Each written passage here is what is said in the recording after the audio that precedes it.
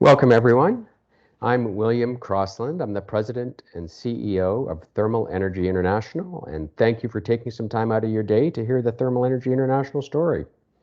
Thermal Energy International operates in the industrial thermal energy efficiency and carbon emission reduction business. And that's a great market to be in these days, and it's gotten a lot better just in the 12 months. But even before that, we established ourselves with a proven, profitable, sustainable track record of growth. And right now, I would say we have a very compelling valuation, and we're going to tell you all about it. This is just to get this out of the way, our forward-looking statement caution, with respect to any possible forward-looking statements in the presentation. And now, a summary. So, compelling investment opportunity. We operate in a fast-growing global market with very strong fundamentals. And those fundamentals have gotten even stronger over the last 6 to 12 months, as I mentioned, and that's a result of virtually every major country and every major company adopting a Build Back Better approach with new aggressive carbon emission reduction targets. But even before that, we established ourselves with a proven track record of growth and profitability. We have an extensive list of multinational customers that we develop projects for, and we have proven ourselves with a 30% compound annual growth rate and profitability, even before this improvement in the markets, and that's pre-pandemic. And despite the improvement in the market and despite the solid track record of growth, we are still trading at a compelling valuation. So we currently represent a compelling investment opportunity, currently at about 1.2 times pre-pandemic revenues. So, fast-growing global market with improving fundamentals. You can see some headlines here, and the very first one is increased CO2 reduction targets. I mentioned virtually every major country and every major company has increased their carbon emission reduction targets just in the last mostly in the last 6 months, the last 6 to 12 months. So Europe had a target of 40% reductions by 2030. It's now 55%. The US is cutting their carbon emissions in half by 2030. The UK is cutting their carbon emissions by 68%, Canada 40 to 45%, PepsiCo 75%, Nestle about 45%. So as I mentioned, these are all increased targets, and this is just the first step. This is how they want to reduce carbon emissions up to 2030, which isn't that far off. And then you've got, this is just the roadway to net zero out to 2050. So we've got lots of opportunity in front of us for the next, 20, 30 years.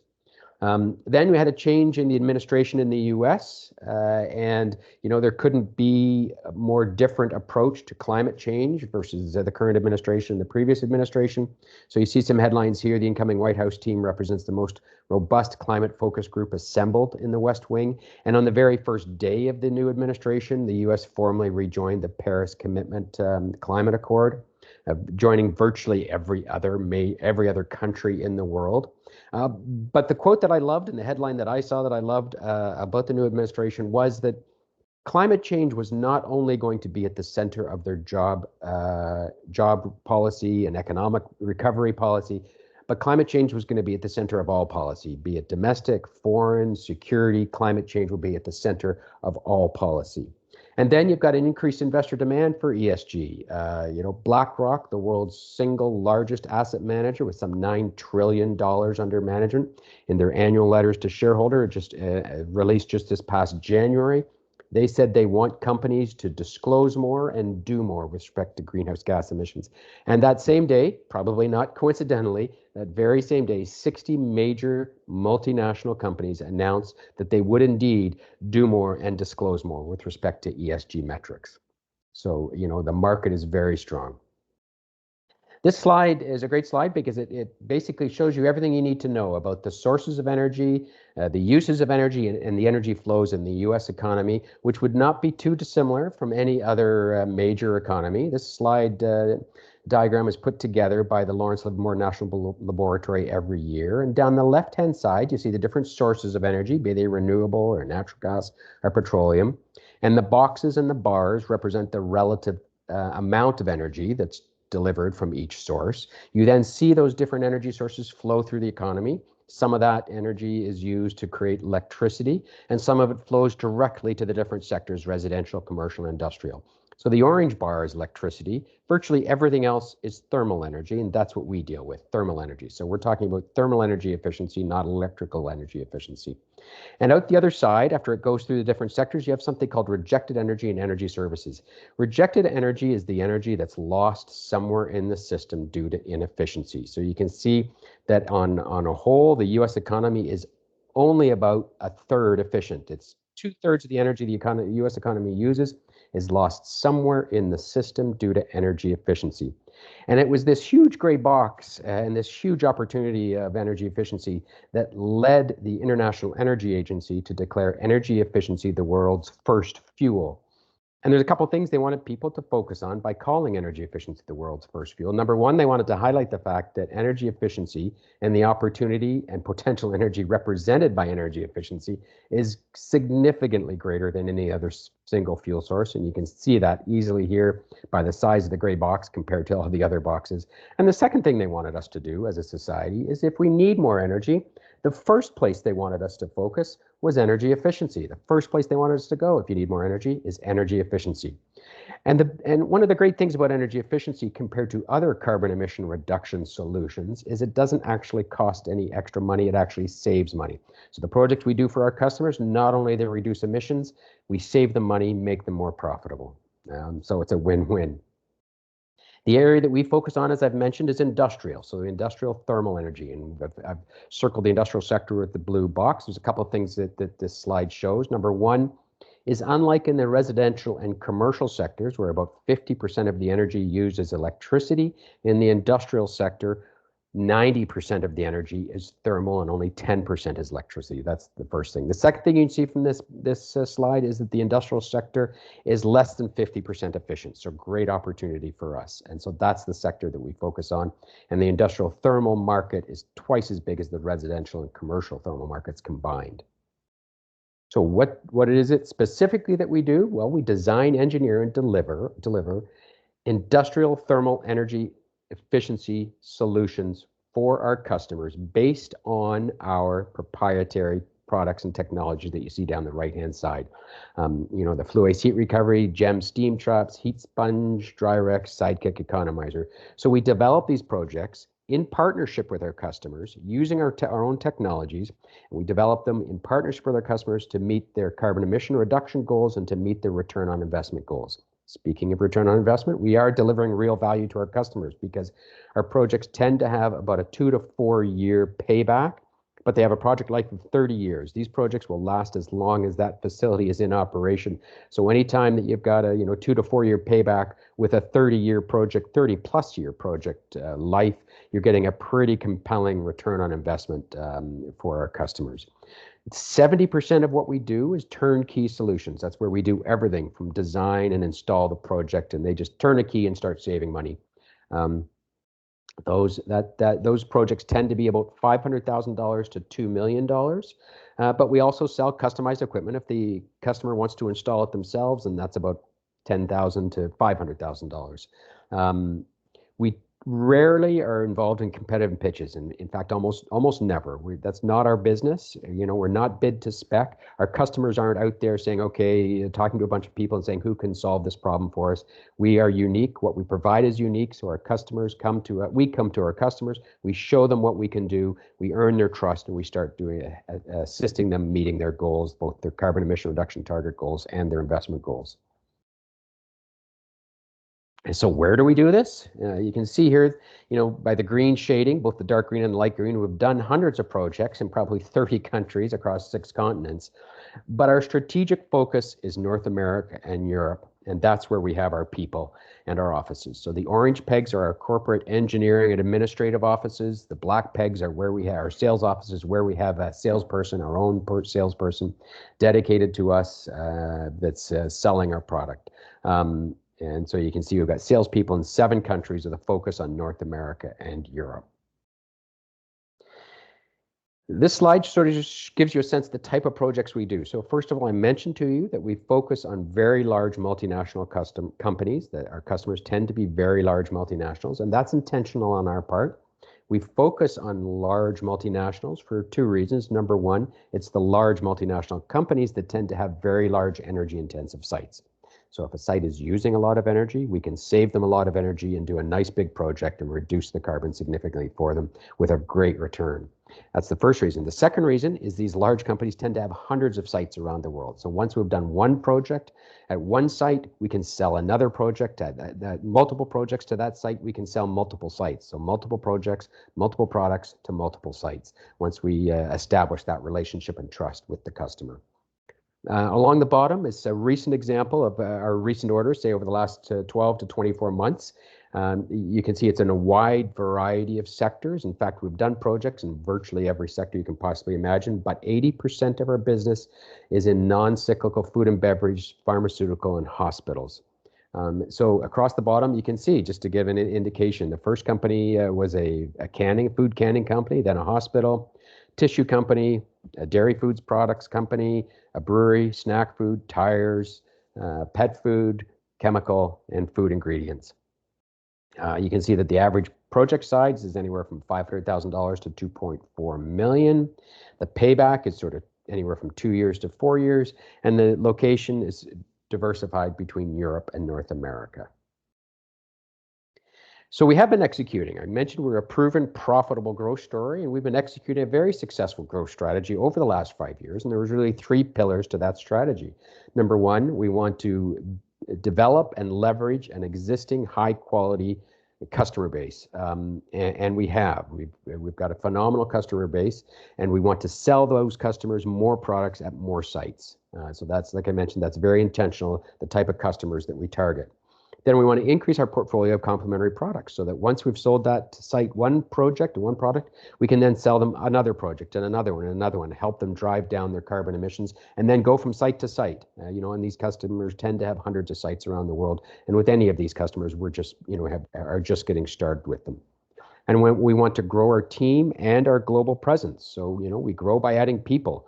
And adding people in new markets, both engineers and salespeople, and we have been doing that. So in the last few years, we added 5 new sales reps, 2 in Germany, 1 in Poland, 1 in the U.S. Gulf Coast, 1 in Latin America.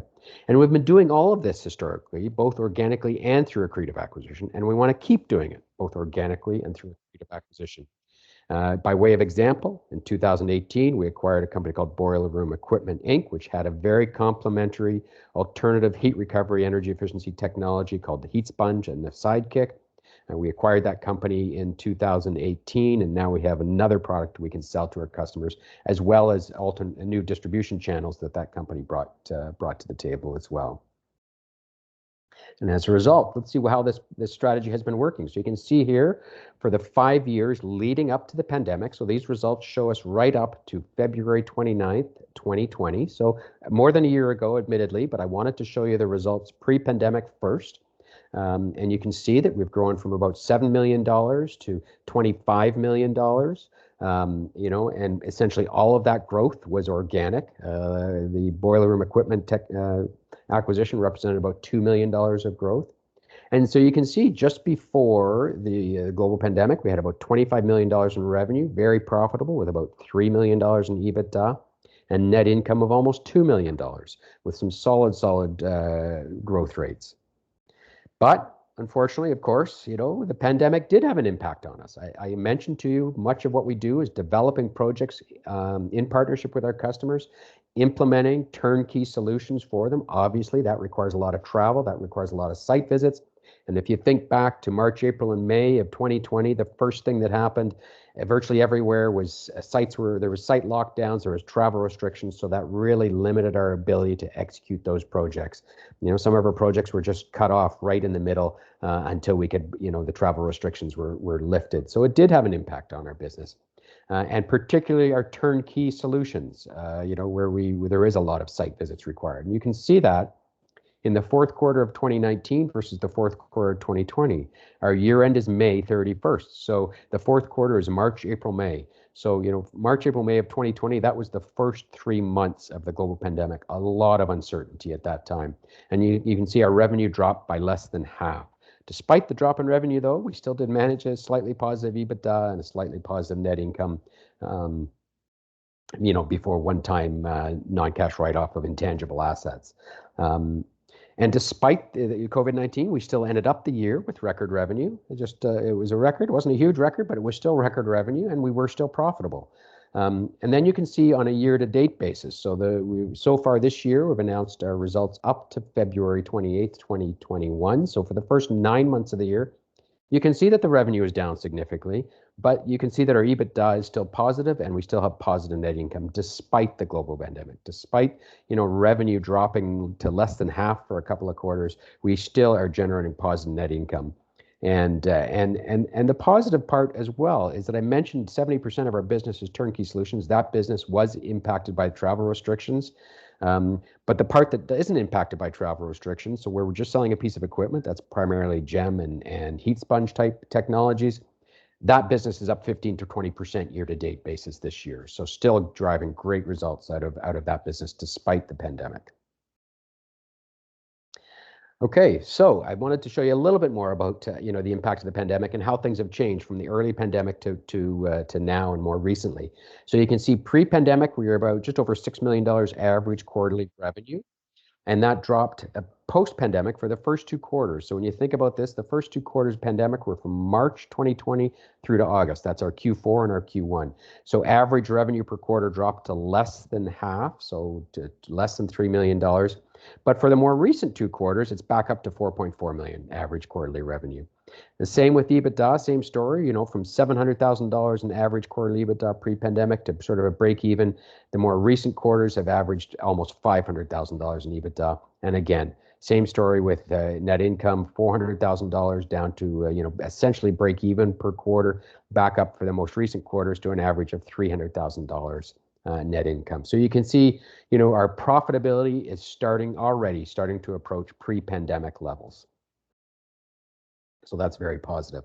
Even more positive is the order intake and the orders received over the past year. So while we couldn't execute, some of our business because of the travel restrictions and site lockdowns, orders still were very strong. Our customers still really want to, even more so now, want to reduce their carbon emissions. And so order intake this year to date, up to February 20th and 28th, is up 87%. So 87% higher than it was last year. Granted, last year was impacted by the pandemic, no doubt, even before the global pandemic was declared. So, order intake was low last year. But if you can see in 2019, the year-to-date order intake was about $14.4 million. That's the order intake that drove us to the $25 million for the 12 months ending February 2020. So you can see this year we're up to $13 million, so getting very close to the pre-pandemic levels.